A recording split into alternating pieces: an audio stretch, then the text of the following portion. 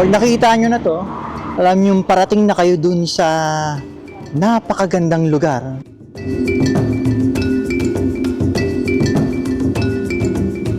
Itong kinatatayuan natin ngayon, ito yung Amburayan Bridge, kung saan makikita natin yung Amburayan River.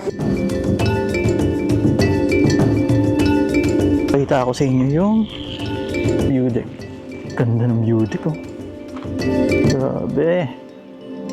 Taas ng bundok. Habang binabagtas natin yung Kapangan, Kibungan, Bacon Road, napahinto ko dito sa side na ito ng kalsada kasi may nakita akong kakaiba. Ito, papakita ko sa inyo. Hugis, unggoy, bibig, ilong, mata. Tapos yung pinaka mukha niya. Ang galing, no?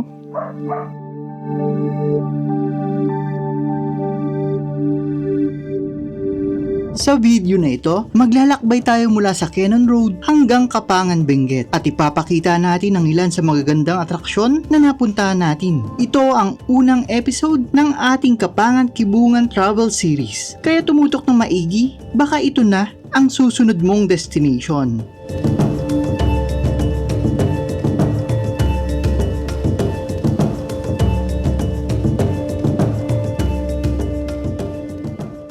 Pag nakita nyo na to, yan, alam nyo parating na kayo dun sa napakagandang lugar dito sa Benguet, sa Cordillera. Yan yung kadalasang picture yung mga tao, yung mga turista na pupunta dito sa Cordillera. So gaya natin, nagpa-picture din tayo dito. So ingat-ingat lang kasi daanan talaga yan. Kung may mga dumadaan na mabibilis na sasakyan, kabilaan yan. Kaya dapat titingnan ninyo kung may parating na mga sasakyan. Taglit lang tayo dito. Tapos diretso na tayo sa Kibungan, yung pinakapupuntahan natin ngayong araw. Ito yung Cannon Road. Yung pinakamabilis na daan kapag pupunta kayo ng Baguio. Pero delikado. Kasi lalo na pag tag-ulan, merong mga possibilities na magkaroon ng landslide, rockslide, ganyan. Napahinto tayo dito sa kahabaan ng Cannon Road. Kasi matagal ko na ito nakikita, yung Bridal Falls. Kaya naglakas na ako ng loob na huminto para lapitan to, para makita natin. Medyo nakakatakot dito sa aming bridge dahil mataas. Tapos, umuuga siya habang naglalakad. Marami na tayong dinaanang ganito pero lagi pa rin may kaba. Kasi syempre, kahit sabihin mong gawa sa bakal yung mga ginagamit na materyales dito, kakabahan at kakabahan ka pa rin. Normal sa atin yun. Lalo't mataas yung lugar, yung tulay, nakakatakot pa rin. Yan. Woo!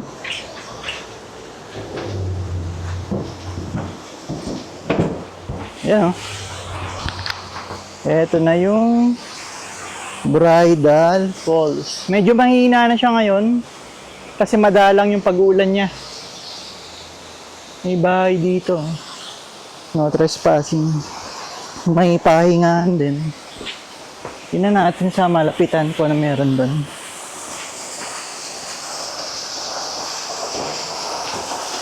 Oh. Pwede kaya maligo dyan? Hindi ko alam kung pwede maligo dito.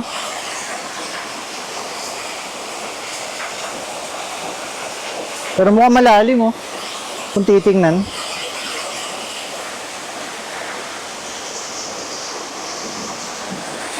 Ayun. Finally, nakalapit na tayo dito sa Bridal Falls. Kaya kung dumadaan kayo sa Cannon Road, pag pumupunta kayo ng Baguio, hindi naman kayo nagmamadali, hinto lang kayo sa gilid, saglit lang kayo dito, picture, ganun.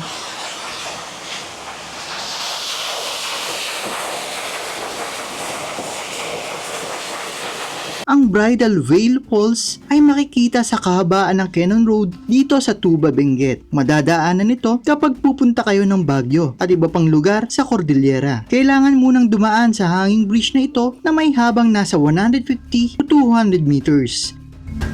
Sa ilalim nito makikita ang Wood River. Walang entrance fee dito pero maaari namang magbigay ng donasyon sa kahit anumang halaga.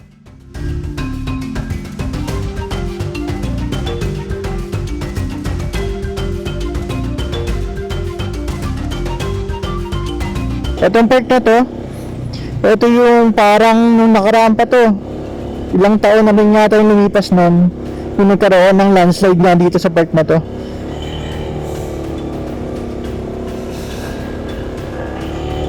Kung matatandaan ninyo, nabalita yun na dumaan pa ng ilog, yung ibang sasakyan, alternate route ng mga panahon na yun.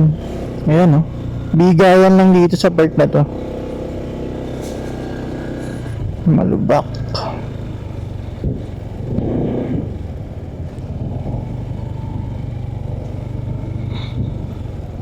Yan, malubak. Dahan-dahan lang tayo.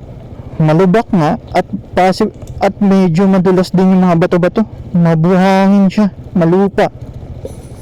Kaya gaya ng mga sasakyan, pila na lang tayo.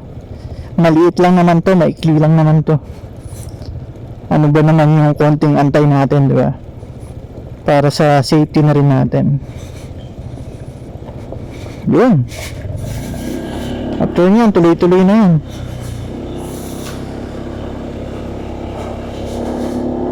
Maalikabok lang.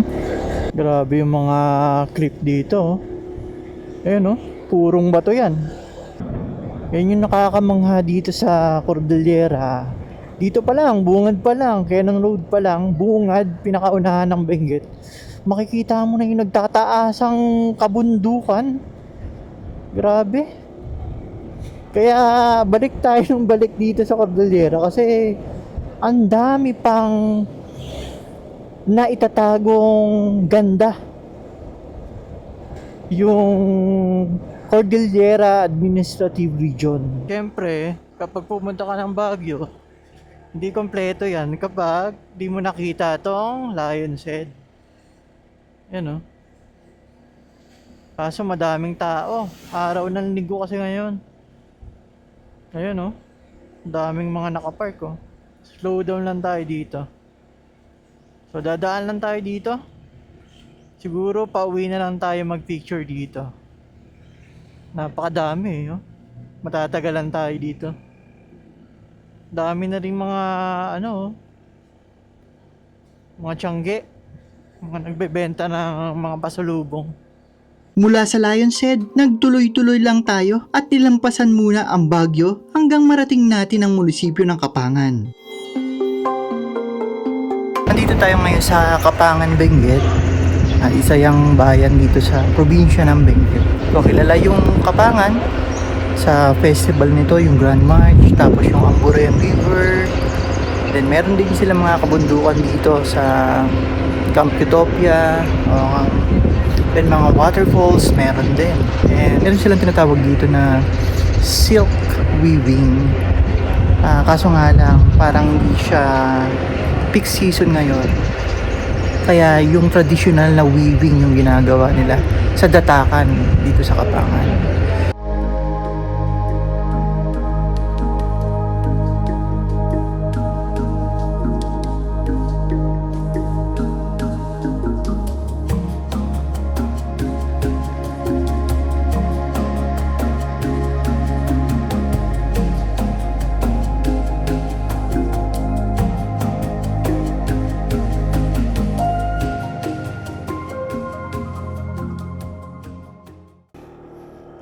Yan, ngayon papunta tayo ng Kibungan. Dito pa lang tayo sa Kapangan, pero nag-uumpisa nang gumanda yung mga tanawin na nakikita natin. Yan o, tingnan nyo yan o. Grabe yung ganda ng ng kabundukan. Grabe, ang taas, ang laki. Hinto tayo saglit dito para makita natin kung anong meron dito. Ganda.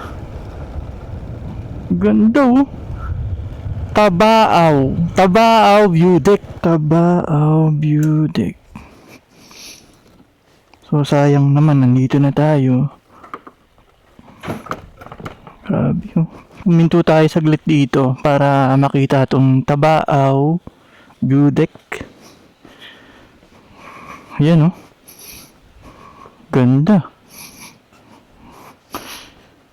Ganda rin ng view. Pakita ako sa inyo yung view deck. Ganda ng view deck oh. Grabe. Taas ng bundok. So parang nagkakahawig na talaga sila. Since magkalapit lang naman yung Kapangan tsaka yung Kibungan. So tuloy-tuloy na yung mga kabundukan na ganyan yung itsura. Yung Rocky Mountains, ganyan. Ang ganda, no? Presko dito. Dinig mo yung tubig eh. Ito sa baba. Merong ilog sa baba. Baka yan na yung Amburayan River. Yung isa sa pinakamahabang river sa Cordillera, maging sa buong Pilipinas. So, dito sa Google Map, dito rin pala makikita yung Ongong Falls. Sa direksyon niya, parang dito lang sa tapat na to eh. Pero kailangan yata ng tour guide para mapuntahan yun. So wala namang tao dito sa view deck para mapagtanungan ko. Para mapuntahan sana natin yun. Pero try ko muna mag-drone dito. Baka naman makikita na natin doon sa drone yung Ongong Falls. Yan. So dito sa Kapangan pala, marami ring ibang mga mapupuntaan.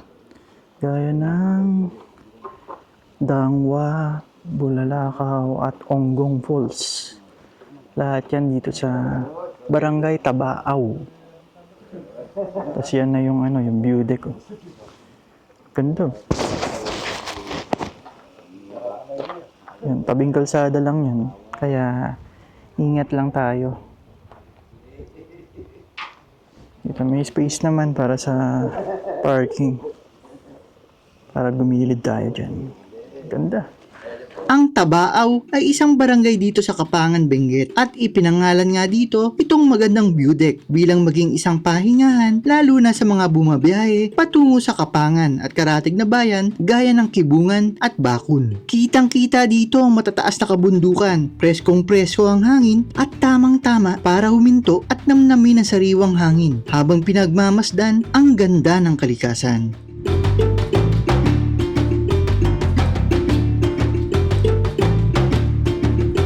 Mula naman dito, wala pang 5 minuto ay makikita itong tulay para masilayan ang Amburayan River. Itong kinatatayuan natin ngayon, ito yung Amburayan Bridge. Kung saan makikita natin yung Amburayan River. Isa yan sa pinakamahabang ilog dito sa Cordillera. Kung saan inaabot ng 96 kilometers yung haba nito. Mula Benguet, La Union, at umaabot ng Ilocos Sur. Ganon siya kahaba. So papakita ko sa inyo kung gaano ka ganda itong Amburayan River. Ito palang Amburayan River, marami itong tributary o sanga-sanga ng maliliit na sapa at ilog. Mayroong mula Barangay Lubo ng Kibungan, sa Atok at sa Kapangan. Dumadaloy ang tubig nito sa Sugpon San Gabriel boundary, Sugpon Santol, sa Sudipen, sa Alilem, Tagudin, at pinakabunganga naman ay matatagpuan sa Tagudin-Bangar boundary. Sa isang tula o kwento naman ng mga Ilocano, mayroong isang bayani na nagngangalang Lamang ang naligo sa ilog na ito noon. Balot ang katawan nito ng dugo at dumi matapos ang pakikipaglaban sa mga headhunters. Dito siya naliligo matapos labanan ng mga ito. Dahil nga daw sa dumi ng katawan nito, ay nakontaminate ang tubig sa ilog at ang mga isda at iba pang hayop sa ilog ay mga nangamatay.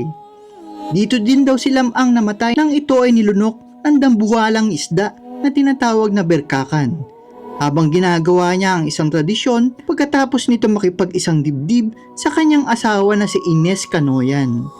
Sa kasalukuyan, ang Amburayan River ay may malaking papel sa mga residente at lugar na dinadaluyan nito. Pinagmumula ng iba't ibang isda, hipon, at iba pang mga hayop na naninirahan dito. Source din ito ng tubig para sa irrigation ng mga pananim ng mga residente. Sa kahabaan ng Amburayan River, ilan sa mga ito ay pwedeng paliguan ng mga tao, lokal man o turista, at isa ng tourist attraction.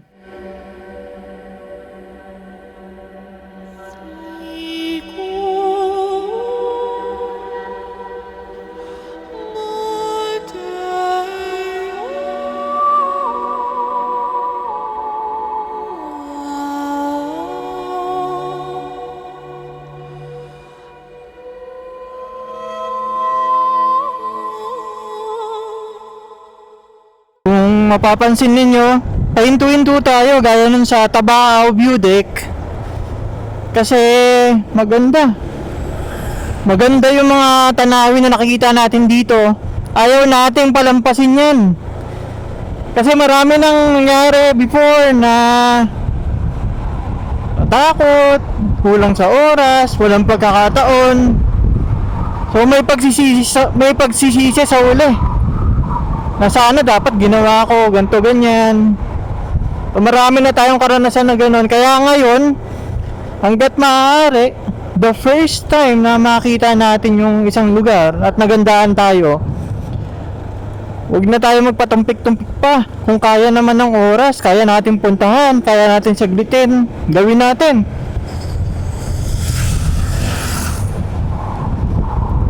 Para pagtanda natin, wala tayong pagsisisihan, di ba? Ganda ng mga dinadaanan natin dito. Welcome to Sitio Legue. Kapangan pa rin ito. Kapangan Benguet. Yun o. Ang taas na.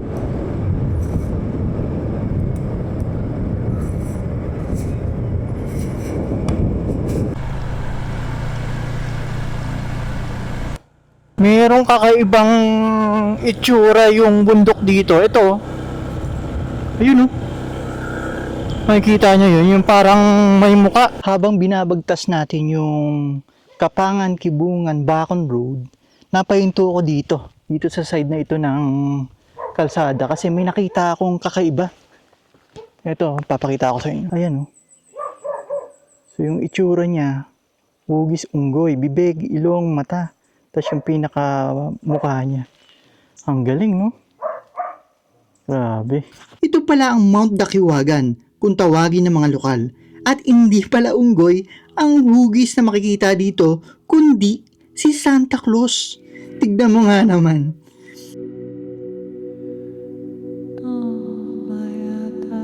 Sabi ng mga lokal, sa paglipas daw ng panahon, sa mga dumaang bagyo at lindol, nagkaroon ng mga pinsala sa ilang parte ng bundok. At ang mga bato nito na siyang naging dahilan kaya't nagbago din ang hugis nito. Kaya marahil, iba na ang ating nakikita kumpara sa matagal ng pagkakaalam ng mga taga rito. Ang bahaging ito ay makikita pa din sa mga kurbadang kalsadahan ng Kapangan, Kibungan, Bacon Road. Talaga namang napakasarap dumaan dito. Busog na busog ang ating mga mata sa magagandang kabundukan at mga tanawin. Mula dito, nagtuloy-tuloy ang ating pagmumotor hanggang marating natin ang Madaymon. Sa Kibungan, Benguet, ang lugar kung saan tayo mag-overnight camping. Yan ang susunod nating episode, kaya't abangan ninyo yan. Dito na muna magtatapos ang video na ito. Salamat po sa inyong panonood and see you on our next adventure.